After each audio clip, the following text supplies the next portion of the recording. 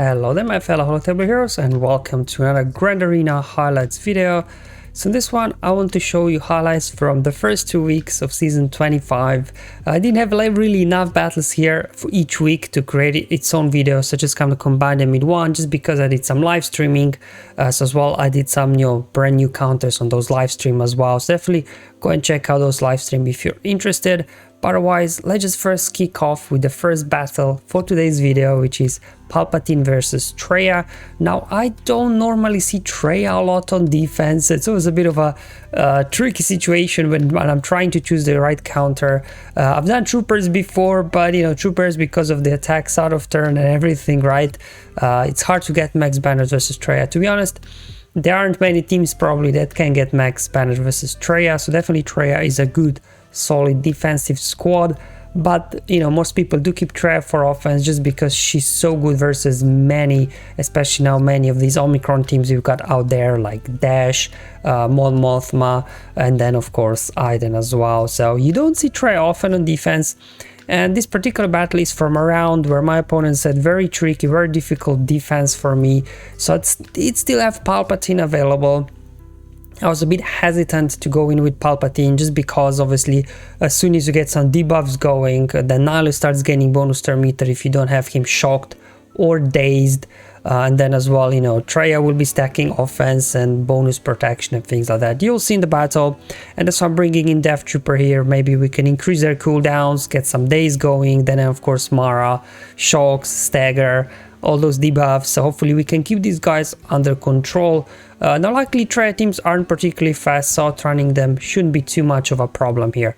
But anyway, I'm just speeding up the beginning of the battle because here I was trying to play the battle in my head. It's kind of the first time I was really doing this. But then at the end I said, you know what, let's do Force Crash. So as you can see, Nihilus got full turn meter now. However, Vader will now continue his Merciless. Now you can land ability blocks, but as long as obviously Traya is alive, whenever Sith enemies there will take turn, they will just cleanse off all their debuffs because of Traya is unique. So we got another Force Crash, probably not gonna be enough to take Nihilus out, not really. And there goes Nihilus, increasing cooldowns. Now luckily he didn't increase cooldowns on Mara here, so there's definitely some RNG here involved, to be honest. Who does Nihilus increase his cooldown to? Anybody that's got debuff, Nihilus has 100% chance obviously to increase cooldowns, but Mara didn't have their debuffs on her, so then I think it's 50% chance that cooldowns get increased. But now we've got shocks on everybody, so Nihilus won't be able to gain bonus turn meter anymore. However, at this point he's very thick already because of all these attacks and everything. So I'm just going after Nihilus to begin with. He really looks like the only one that's taking any turns. So here, obviously you can throw AoE, I guess increase cooldowns on everybody, so whenever they do get a turn they can't do much, like Traya can't isolate somebody. But in the meantime, Mara keeps doing her thing with Pulps. We still got people shocked. We got stagger as well on them, so here I just decided to kind of a little bit go around, procs those staggers, making sure they don't get any turns.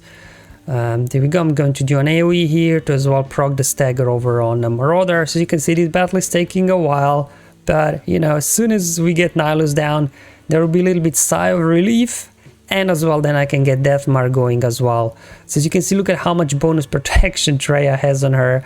Now I decided to do here an AoE to get more bonus turn meter, and now look at the Traya, right? That's why I really wanted to bring in Death Trooper for this one, just so we can actually get through Traya. Otherwise, getting through Traya is almost impossible because of all these debuffs, and she stacks so much offense. Whenever she gets a turn, she can pretty much one-shot one of your characters. But you can see, eventually we got through Traya because of the death mark from Death Trooper. There you go, 62 banners again. By no means a max banner win, but at that point in time I was extremely happy with the outcome.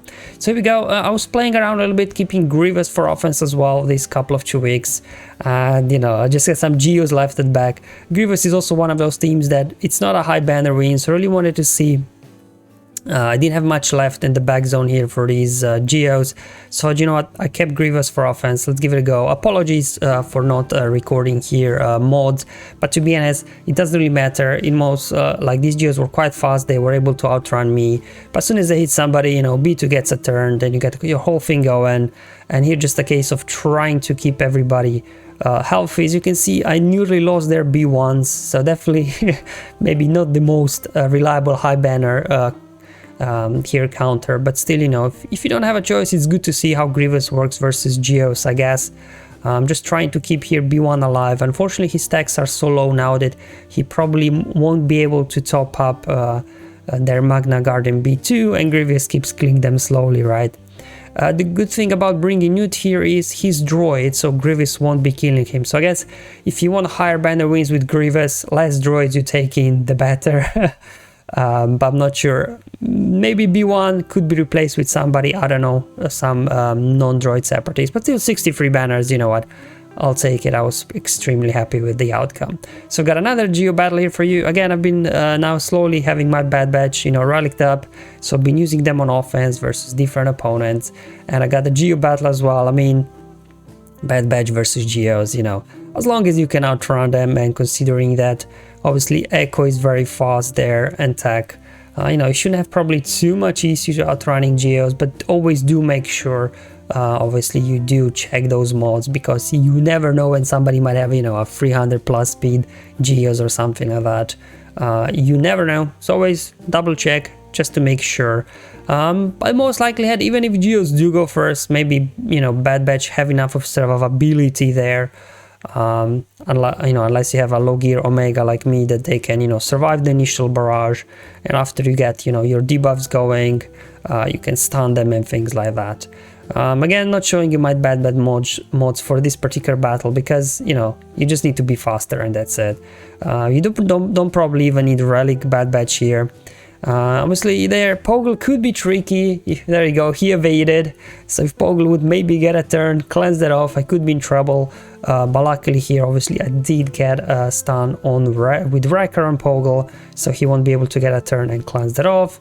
I'm like, you know what, let's just go after Poggle while he's stunned, because he likes to evade a lot. So down goes Poggle, and the true damage obviously now starting to kick in, and Geos are falling down one at a time really, or maybe all of them. We'll see. An AoE and boom, down they go, very quick and easy. 65 banners, and that's what Bad Batch does a lot versus these kind of BC grade teams. You know, it's quite quick and easy 65 banners. So there you go, another example here versus Huxley. Now I've done already before battle versus the same team but with Kylo Ren and Mask Lead. Hux probably is actually easier to beat with Bad Batch, because they don't get plus 30 speed like they do get from Kylo Ren Unmasked, and Hux Lead here won't really help them at all, because, you know, their Echo goes first, he just dazes everybody, and then you stun them, and they can't counterattack, they can't do anything basically anymore. It's definitely, I kind of been preferring lately putting Kylo Ren and Mask or Lead if I do put these guys on defense, just because of plus 30 extra speed. And if your Hux is kind of modded for around 300 speed, then, you know, Hux will be at 330 speed, and maybe somebody that doesn't have that fast Bad Batch, he won't be able to outrun you. Might still be able to come up with a win in the end, I'm not sure, but it won't be as clean as obviously versus Hux Lead, because just they don't have as much survivability and as much speed obviously as they would under Kylo Ren and Mask Lead. So there we go, just showing you now for this particular battle. I am showing you mods here, and let's hop in the battle now, and it's going to be very quickly over. Same as Geo, Bad Batch are really powerful. So there we go, we dispel all the buffs including advantage, which then allows us to gain bonus turn meter. We get a must stun. Then here with Wrecker, let's just go ahead, target Sith Trooper, want to get him out first. When we get assist from Omega, we've got now defense up, so we can start dealing true damage.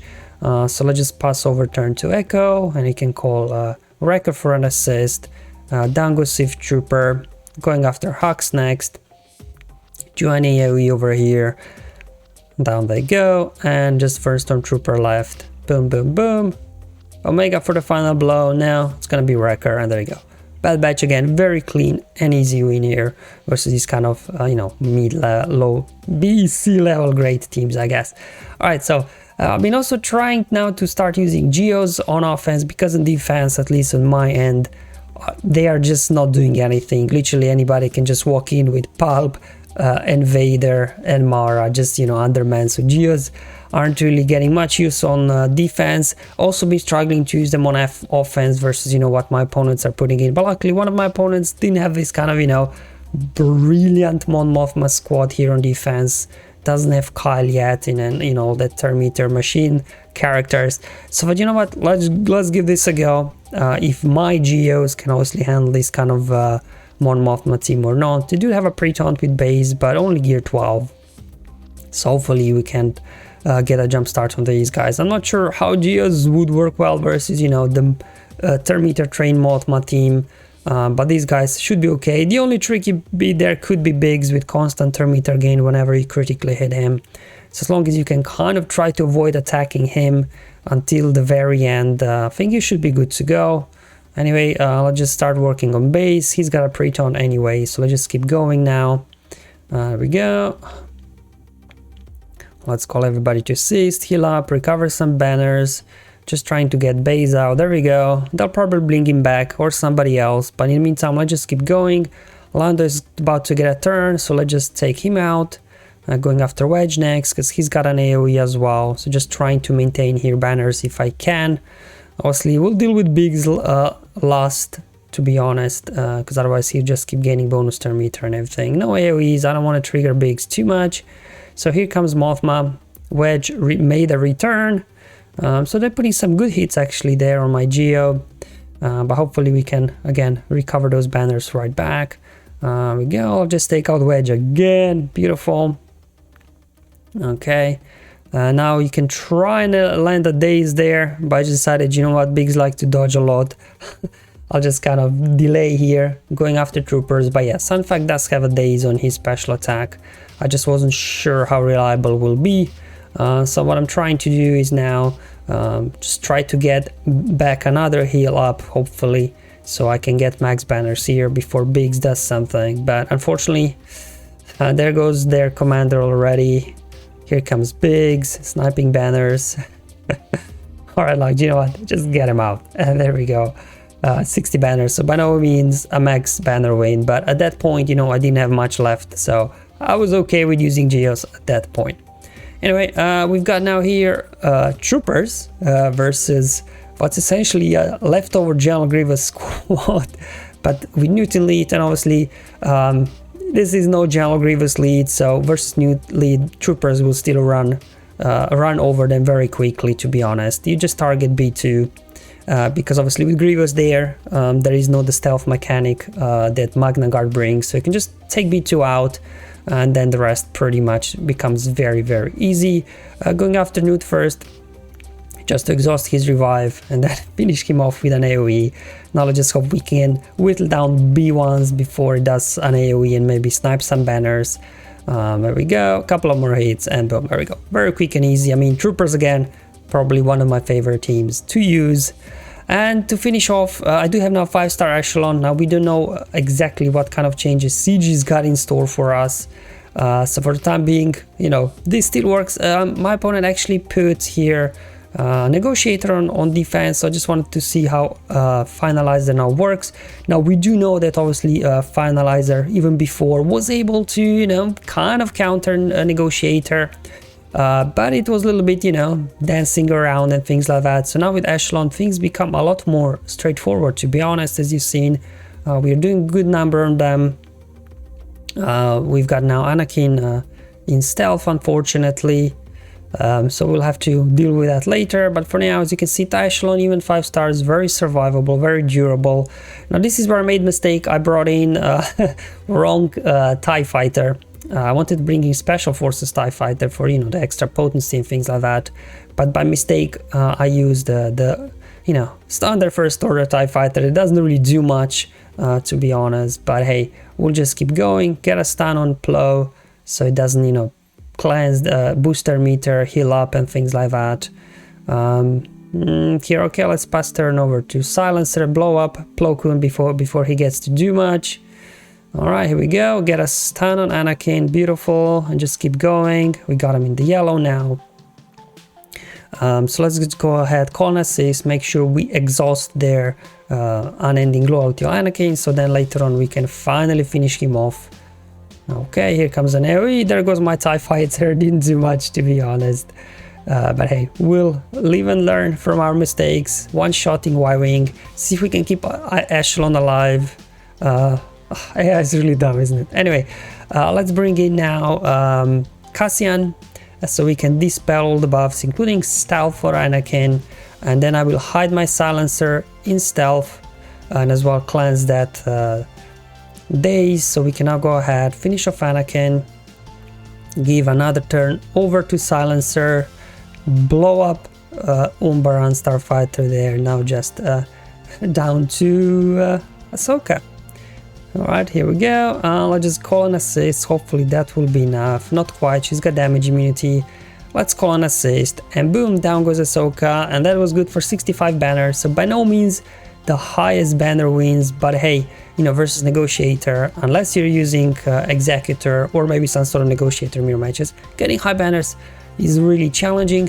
The good thing about it is, prior to, you know, TIE Echelon, I would need to use always Ebon Hawk here, with Finalizer, but now obviously you can keep your Ebon Hawk for your Executor counter, while then Finalizer TIE Echelon deals with Negotiator.